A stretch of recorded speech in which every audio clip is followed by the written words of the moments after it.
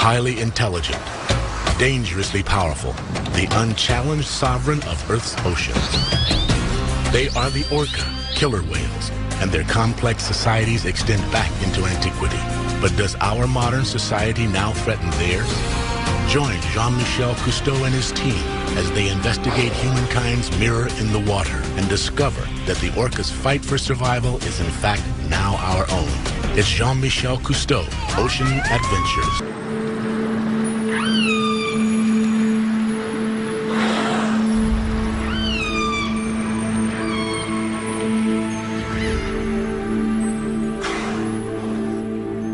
Eve, she was a wonderful whale.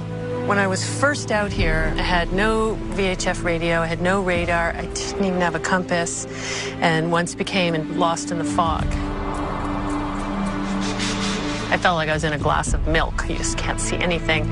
And I could hear on the hydrophone this big cruise ship headed for me. Anyway, Eve and her family, the next 20 minutes, came up so close to my boat that I was constantly switching the engine into neutral because I didn't want to hit them. And after a few minutes, I could just barely see something, and oh, it was an island, and I popped out, and I was into the glorious sunset and in the clear, and I kept waiting for Eve's family to come out of the fog, but they never did. And that was, for me, it was like worlds colliding, trying to figure out what had gone on, that she had turned around, that she'd stayed by my boat, and then when I was safe, she turned around again. And at that moment, I believed all the stories about dolphins pushing sailors to shore.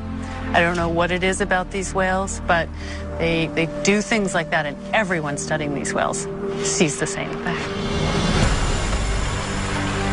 They are our counterparts in the sea, the most complex marine species on the planet.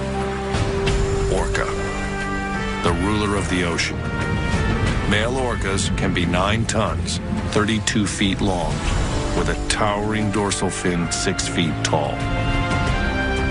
But crowned with a smaller curved fin, it may be the females that rule the pod. They are the most widely distributed marine mammal in the world.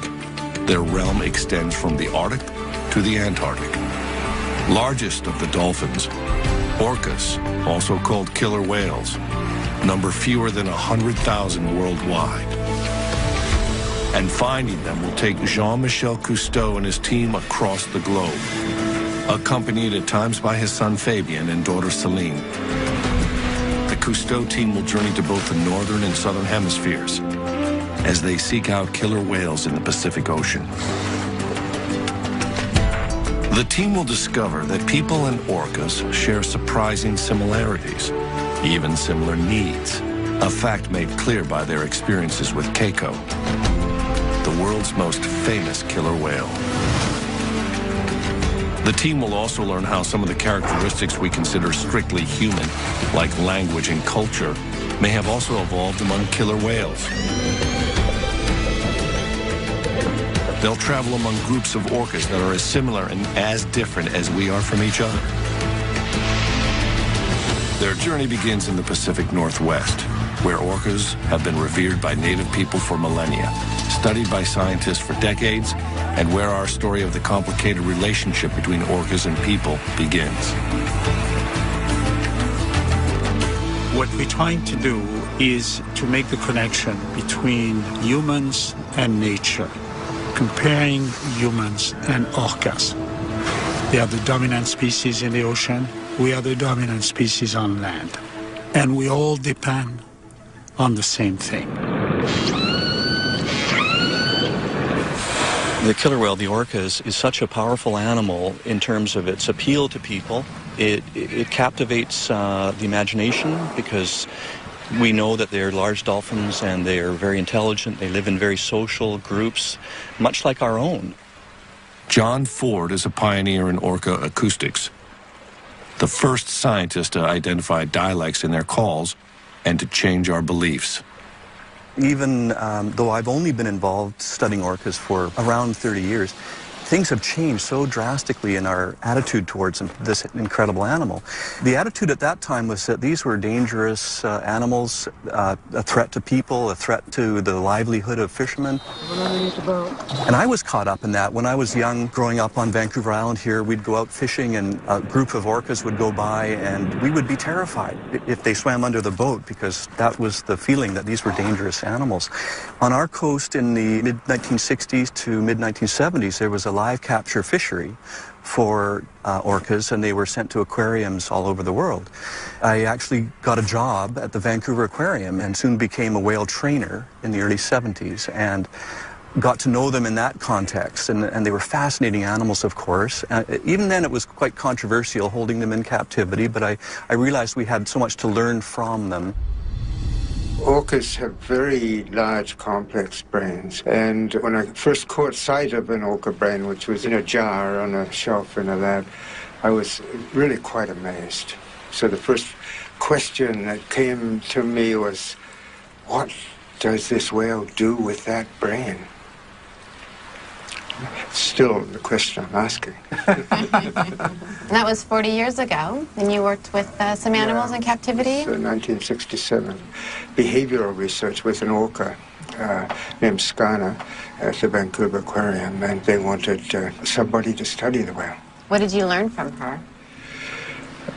Mostly, I think I learned that this was a very unsuitable place to keep a remarkable being. That was around the time, actually, that Dr. Michael Bigg, who died in 1990 and was very much our mentor and the true pioneer whose vision led to photo identification, he started learning about the societies that these whales live in around our coast, and that these were incredibly complex animals with very elaborate social relationships. You put the brain and the implications of that together with the social side, and you understand immediately that putting her in a concrete tank and completely shutting off the company of her kind was an enormously unfair and inappropriate thing to be doing.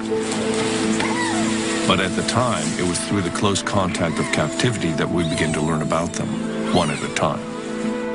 The story of one whale in particular, named Keiko, stirred our passion and raised enduring questions about captivity. Keiko was captured in 1979 in Iceland and became one of the 136 orcas taken into captivity since 1961. But he did not become one of the more than 100 that have died there, or one of the 42 killer whales that remain in captivity.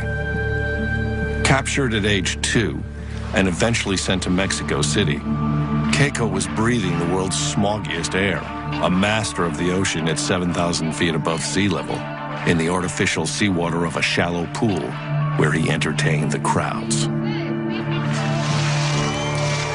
Keiko would have lived his life in poor health, swimming in circles, except for one thing. He became a movie star. As Willie, he was free to 10 million film-going children. But in reality, Keiko went nowhere. The stress of his environment caused a skin disease, which spread as his health seriously deteriorated. The real whale was slowly dying, and Keiko had to be moved. When it was learned that Keiko was still captive, millions of children wrote in, demanding his freedom, and a spontaneous movement was started to free the sick whale. Keiko's owners donated him for the unprecedented experiment of reintroducing him into the wild, and the Oregon Coast Aquarium customized a pool for his care. Suddenly, the reality of freeing Keiko became far more interesting than the movie, as Keiko began a long and complicated journey toward freedom. Ultimately, true freedom for Keiko would mean being accepted into a pod of wild whales, since orcas live their entire lives in tightly connected social groups where all members are related to each other. It's now understood the best chance for Keiko would be to find his mother. It very much is a matriarchal society, or matrilineal, in that everybody in the group is related through female descent to a female ancestor. Individuals stay with their mother or their grandmother for the whole life. And it took some years to really understand that, because it is very unusual in that the large adult males never leave the group. The bond between a mature male and his mother is very, very strong. know that Eve, the whale that came to you in the fog, was a matriarch. What happened when she passed away? Eve only had 2 sons, no daughters. And those 2 males went around Hansen Island for weeks and didn't survive her death for very long. Generally, the males will join their sister's family, but they become a loose satellite. They never again have the bond that they had with their mother. It's a unique social system. Orca is a very conservative animal. Basically, you only socialize with somebody who your mother introduced you to. The resident populations on this coast are really fairly clearly divided socially into 2 different groups. The northern residents, it's about 240 whales, 16 pods. The southern residents are around 90 whales, 3 pods, quite a bit smaller. What's really interesting, and we don't really understand this, but they never mix.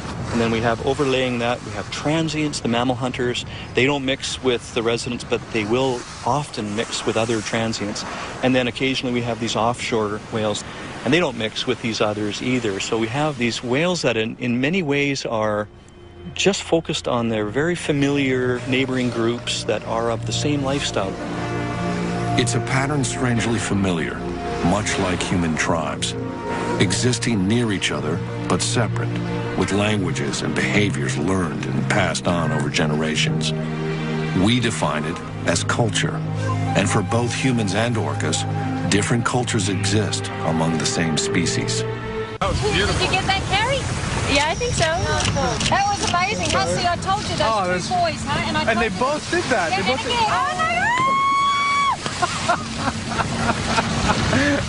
The New Zealand orca I found are just so completely different from the Pacific Northwest. I had this paradigm that was how orca were around the world. They had a matrilineal society and stayed in very strongly bonded groups, and that there was another population who fed on marine mammals. Well, it turns out here that the New Zealand orca are moving around between groups. They feed on fish, sharks, rays, and marine mammals. Acoustically, they're different. They have a good Kiwi twang, just like I do. And it looks like they're moving big distances compared to the animals up there. I've got them travelling an average of 100 to 150 kilometres a day. And I think that's one of the things that fascinates me about orca is the different cultures. Even though they're in similar habitats, they're just so completely different. Orcas have been stable in the social groups that we're looking at now for literally thousands of years. If you look at the society and understand that this has evolved over a very long period of time, you realize that you're looking at a successful society. The wild pod. The challenge for him would be enormous, since strong social bonds may actually define what it means to be an orca. At the time, no one knew how to free a captive orca. It was a new frontier to trainers like Steve Clausen and to Jean-Michel, who became involved in the effort and who saw Keiko as a symbol of more than just one whale. Curator Nolan Harvey knew how far Keiko was from a wild orca. We're trying to teach Keiko to not only work for us within this pool so we can take better care of him, but we need to let him become a killer whale again. We need to untrain him. Our goal all along has been to give him control of his life. We're an active part of it, especially since he is here by himself. But the idea is to let him start making those decisions on what he wants to do, when he wants to do it. Where previously, anytime he did anything, it was because somebody asked for it. Even with vastly improved conditions, Keiko continued to demonstrate his frustration from living in an artificial environment. He expressed his stress in Mexico by gnawing the concrete pool, damaging his teeth. And it continued in Oregon on his favorite rock. A decision was made to cover it in order to discourage the behavior and to protect the teeth of the ocean's greatest predator.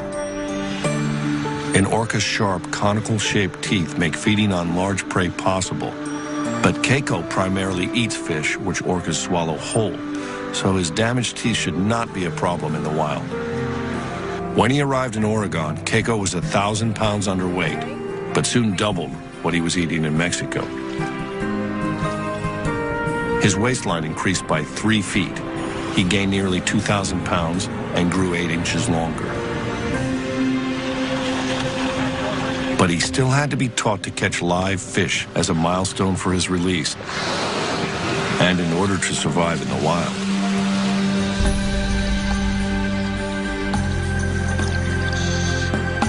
accustomed to only dead fish, at first he treated the live meal like a toy. Surrounded by walls, Keiko had never been observed using echolocation in captivity. And to a wild killer whale, it's a fundamental skill. The whale's hearing spectrum is many times ours. Their sensitivity is incredible. They see with sound, so when they're finding food, they use their echolocation. They make sounds, they get echoes, and they can turn that into a mental three-dimensional image somehow.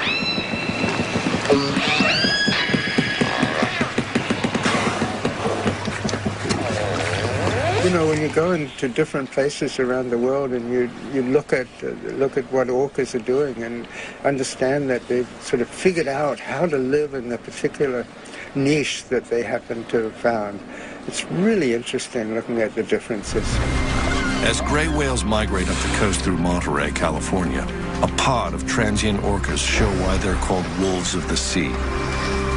They hunt in packs to isolate, then overpower a gray whale calf.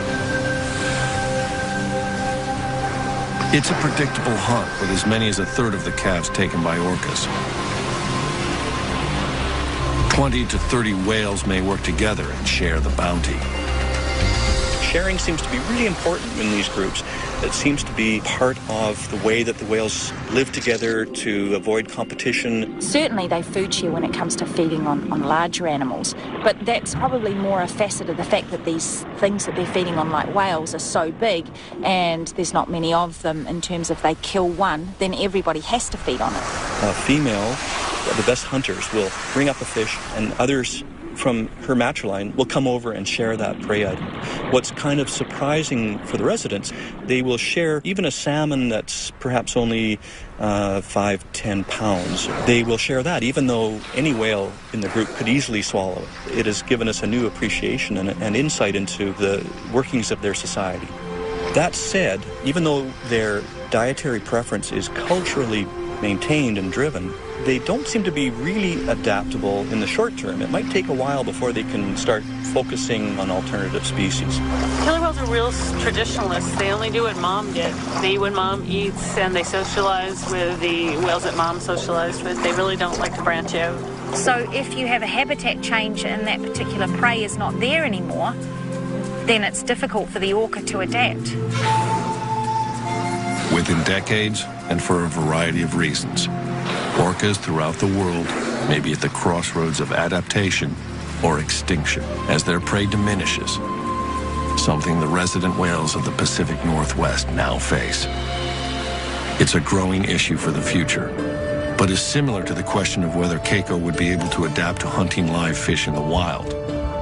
Without another whale to teach him, Keiko initially seemed confused about the shift in his diet, until finally either hunger or common sense kicked in, and he began to catch a few live fish.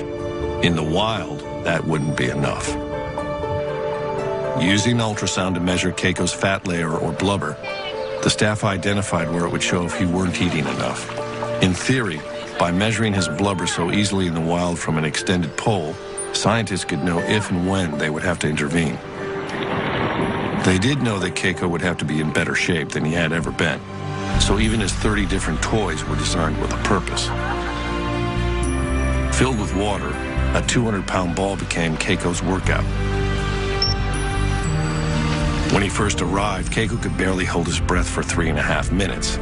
He soon progressed to almost 18, normal for a wild killer whale. But Keiko was still far from a wild whale, which was vividly seen when at night he gathered his toys around him to sleep. An array of cameras and hydrophones captured Keiko's movements and sounds. Taking advantage of this opportunity, scientists carefully analyzed his vocalizations, trying to match them with specific behaviors, hoping to take a step toward understanding killer whale communication. Keiko, however, had not communicated with another orca in more than 20 years. I was studying a pair of whales called orca and corky. They would begin conversations with certain sounds and end conversations with certain sounds. And I realized that studying communication between those two whales in captivity would be like studying communication between two people in a prison. That there was no way that I was going to actually learn what they were saying and the real context of their lives. I'll tell you the main thing about Corky, and she's a survivor. She has been in captivity for 38 years, about 43 years old, which is incredibly old for a captive orca. Most of them die within 10 years. She still uses the calls of the A5 pod, and she is swimming around the tank, and in a concrete tank, the sounds that they make reverberate off the walls of the tank. They're constantly in an acoustic fuzz. I think it's an incredibly stressful environment simply because of that. And how is your research here at Orca Lab different? Well, when I was working in captivity and understood that if one wanted really to learn about them, you needed to go into the wild and study them there at a distance. And that's where we got into developing remote hydrophone systems that enable us to hear whales that we can't see.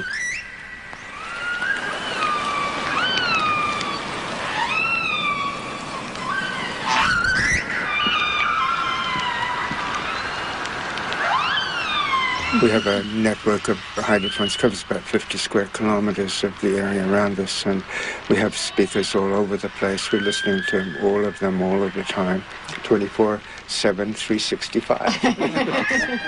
But we're normally listening to a space, and there are many voices in that space. In a sort of general sense, we understand when the whales are doing certain things. We understand when they're chasing fish, for example, because we're hearing echolocation. We understand when they're resting, because they make these really sort of low-energy calls. But we don't know who the voices belong to. So I think a really fascinating area to get into is the question of who as individuals are we listening to. And if we can understand who's speaking, maybe ultimately we might begin to understand what is being said. I wanted to take all that I learned in captivity and apply it to wild whales. And so I contacted a brilliant scientist in Canada, Dr. Mike Bigg, and I asked him, do you know what family of whales orca and corky came from? Which sounds like an extraordinary request, but he at the time was photographing each dorsal fin and saddle, learning to tell them apart, collecting all the pictures from the capture, and there was a bunch of pictures that showed this whale we now call A23 with little baby Corky just before she was taken from her mom.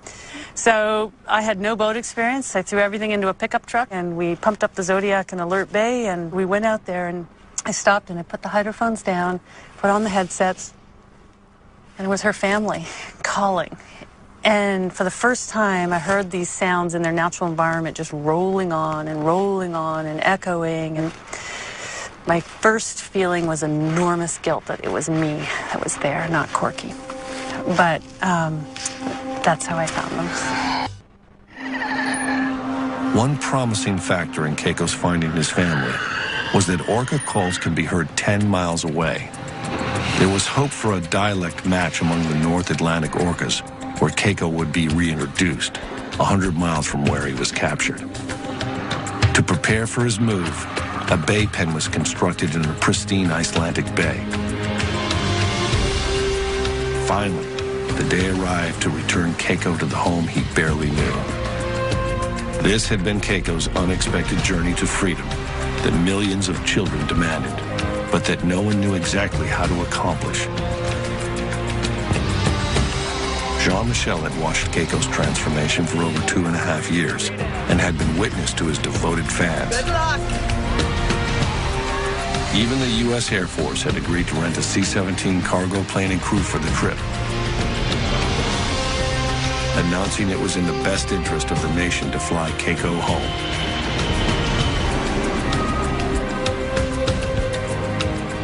He was covered in ointment for the flight to protect his skin from drying.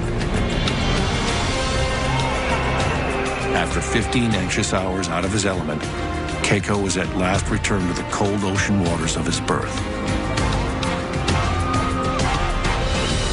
It was seen as the first step to restoring what had been taken away when he was captured.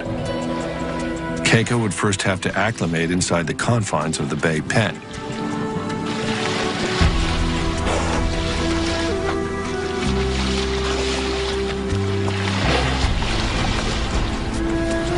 Months later, his world expanded to the enclosed bay, where for the first time, he ruled in relative freedom. It was Keiko's first chance at a small piece of the wild.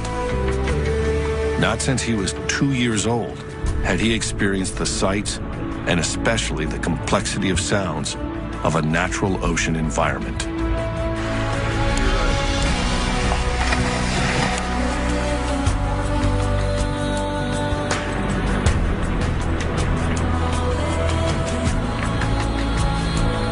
It had been 23 years, half his expected lifetime, since Keiko had even seen the bottom of the sea.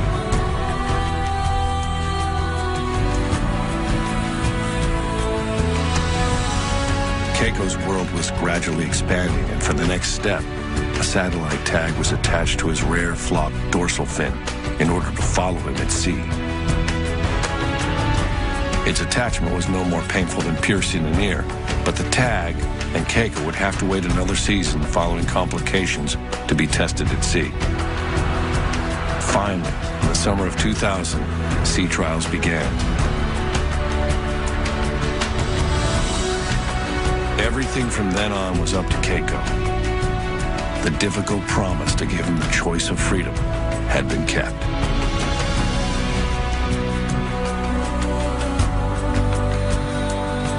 Then at last, Keiko was within feet of wild killer whales.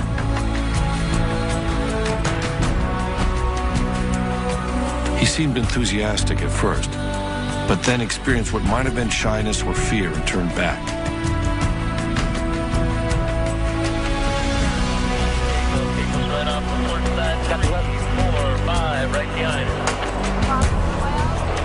Later encounters looked aggressive, and Keiko continued to seek the shelter of the boat.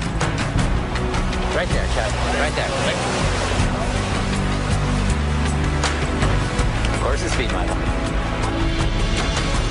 Over 3 summers, Keiko continued to approach passing whales, spending more time with them, possibly learning their ways. Then in 2002, after watching a pod feed on herring, he simply swam away in the proximity of whales. For over 2 months, Keiko was tracked by satellite. His course revealed no details about his experiences in the wild, but he emerged 1,000 miles away, sufficiently fed and unscathed. An enormous success.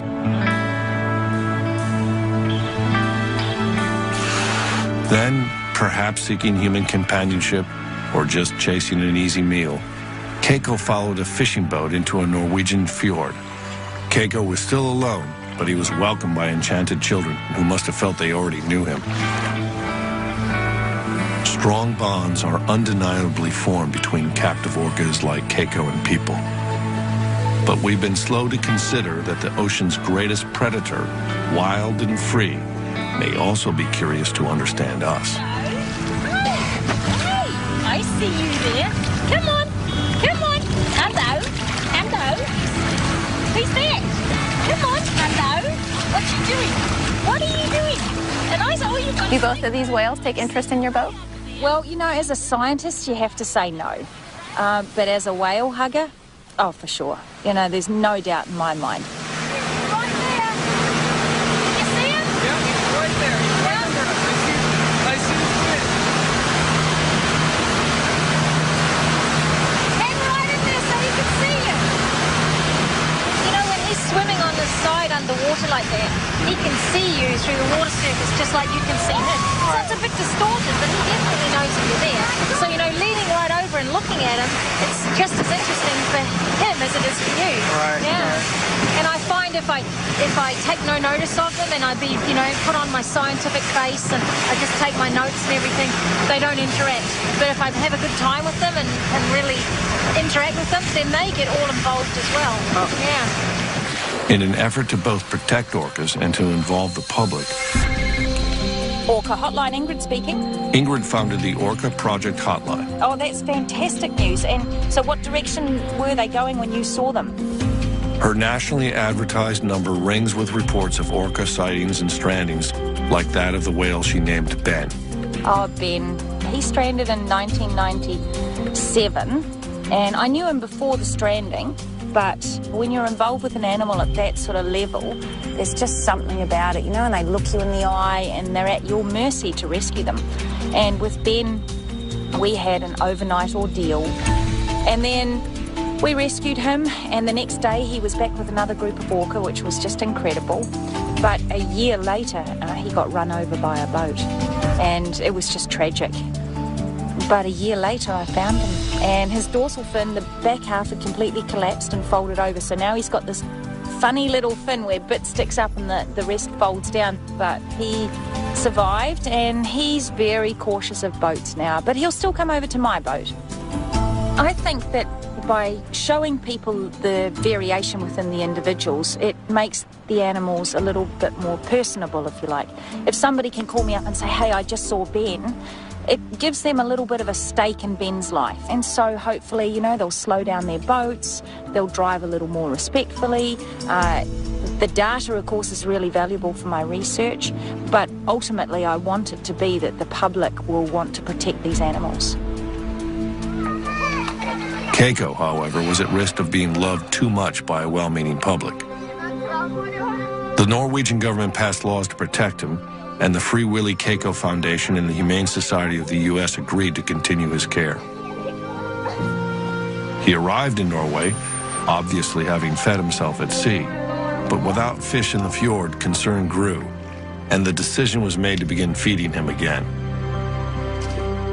Keiko had everything he needed, except the company of his own kind. In 2003, after more than a year in Norway, at age 26, relatively young for a male orca, Keiko took a final breath and died from a pneumonia-like virus. His burial was the last outpouring of affection for the whale we thought we knew and who had done everything we asked.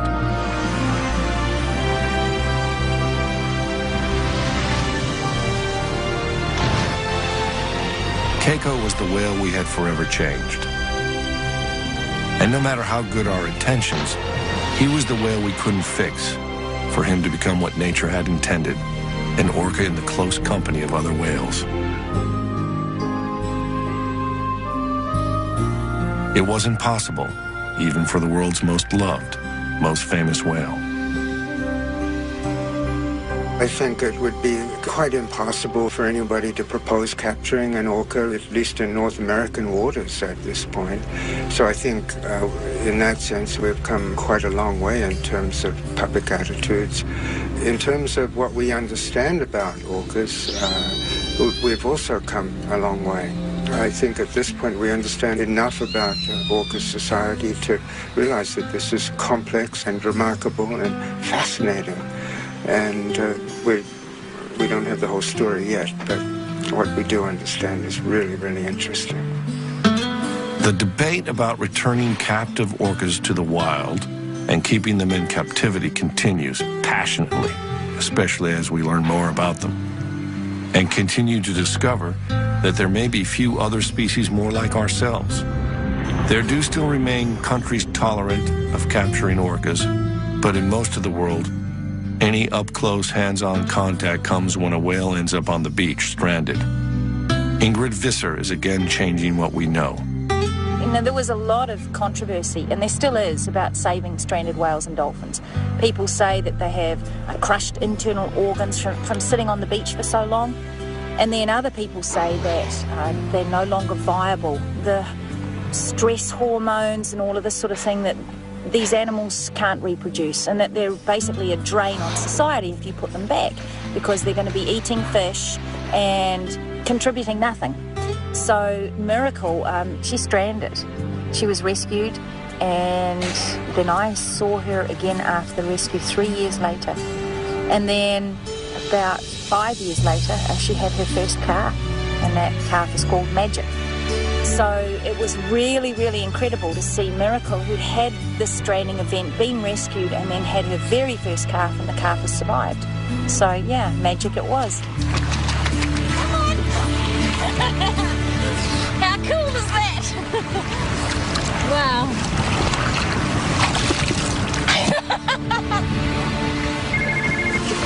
Orca hotline, Ingrid speaking. In the middle of her research, Ingrid gets a call that a small female orca is stranded on an isolated beach in heavy surf. She and the team rush to assist. She's somewhere on this bit of coastline here. We're not sure exactly where, but this area here, these lines on the chart are marking that it's really rough and surf breaking. So we're kind of hoping we'll be able to pick her up and move her by tractor and trailer somewhere into here. Okay, well, let's do it. Time is critical in a stranding rescue, so Ingrid and Jean-Michel will fly directly while the team drives the 5 hours to the site. New Zealand's hills are bordered by a twisting 9,300-mile coastline. Whale strandings are fairly common, but successful rescues are not. The orca was first sighted around 1 o'clock by some hikers in a very remote part of the west coast, west of Auckland, tossing and turning in the surf. We ultimately got to the beach, and indeed, this young female, a little over 3 meters long, was very badly stranded.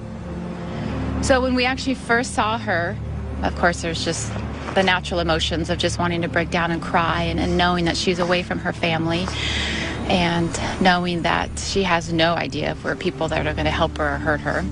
But help comes by digging holes for her flukes and flippers to relieve the discomfort, then keeping her skin moist.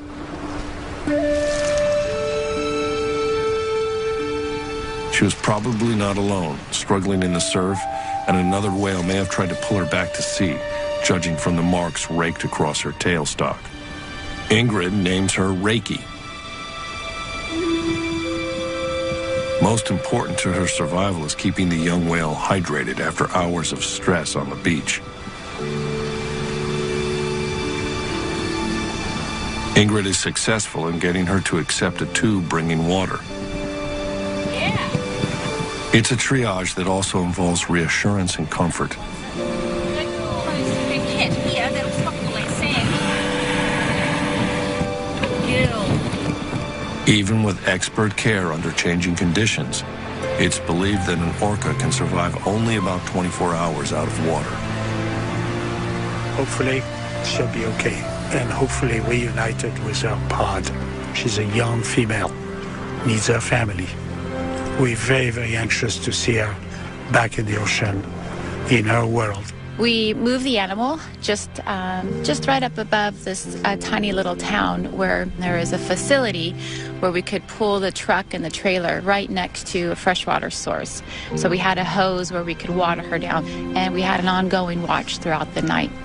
But finally, by 4 a.m., we knew it was time for Ingrid and Carl and the team to discuss what the options were to get her back into the water. Where is her family? Carl and I have done orca strandings before, where 2 hours after we released the orca, it met up with its family. So it can be a long way away, and the animals will return if they hear her, but they won't be able to hear her calling if she's inside here over the bar with the surf. But then if we take her to the other coast, it's 100% guaranteed she won't find her family immediately. Yeah. That's the worst con. For both scenarios, is that where is her family? I defer to you more for the non-biological in terms of your knowledge of the animals. In terms of running an operation, staying here and releasing here is, as you can appreciate, by far it's the much most appropriate thing to do. It is definitely, but for her, I think it's better to have her on the other coast. And she knows very well that pods here off the North Island will visit the west and east coast frequently. So she felt confident putting this animal in the east side of the country, that there is a very good chance that this young whale will hook up with her family in the near future. A decision is made to move Reiki to the east coast, and the team prepares for what must be done to save the whale. For the heart monitor, we put it on early in the morning, and Ingrid wanted to keep track of her heartbeat throughout the rest of her time on the flatbed. It's becoming clear to the team that a positive outcome for the rescue is not guaranteed. This guy come.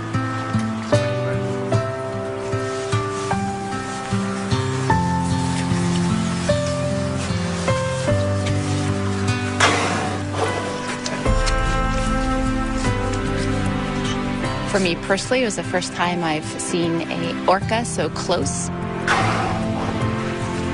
But Ingrid, with her trust in us, we really were not only filming and assisting, but we were participants. And when she had asked me to sit next to the whale and help keep the heart monitor on her the entire time, it was my job then to really have that continuous touch with the animal and really hopefully transmit my calmness to this animal. And her heart was very normal, was average, between 60 and 80 heartbeats per minute.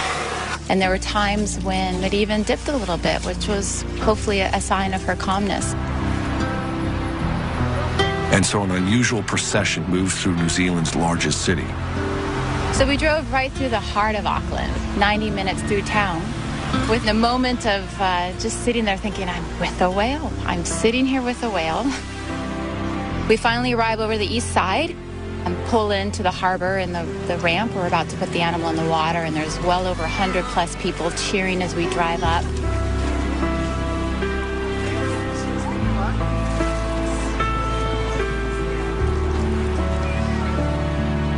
The whale is gently rocked into the water, but is disoriented from the ordeal and lies still. From there's a full flood of emotions. And at first, the animal is hardly moving at all. And Ingrid's like, it's all right. You know, her muscles, if you could just imagine your muscles just cramped for hours and hours and not being able to stretch. So she just is probably just, you know, stretching out and getting back into this fluid environment.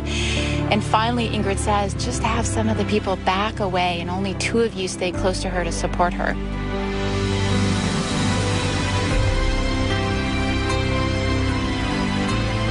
Sure enough, as soon as 3 people backed away from the animal, Carl and one of his staff were right by the head. She just gives a big kick of her tail, and you just see the movement in her dorsal fin just slice through the water as she slowly travels out in the deeper water. We've heard the stories of dolphins pushing people in need back to shore. And now this team has carried a young whale back to the sea with a chance at life. Perhaps orcas and people share an additional trait, the ability to care for another species, including each other. In our complicated relationship with nature, it may be a bond unlike any other. I think I've only just begun to scratch the surface with these guys. Pretty much every time I go out, I see something new or interesting, and I just wish I knew so much more about them. Just the real basics, like where do they go when I don't know where they are? What are they saying to each other? How do they teach the young ones how to catch things? And what happens to them when they're naughty? And just, yeah, fun stuff like that as well. And then on the science side of things, how are they impacted by pollution in the marine environment? What sort of things can we do to protect their habitat? If you teach people about these animals, they're going to understand them better. And if they understand them better, they're going to love them more. And if they love them more, then, yeah, they're going to look after them, I hope. For a long time, it stumped me. People go, why do we need the whales? Why do we need the whales? And, you know, in truth, why do I need my earlobe? You know, why do I need any specific part of my body? Because it's part of the whole. And you can live without parts, but it's a degraded existence because it's all knitted together.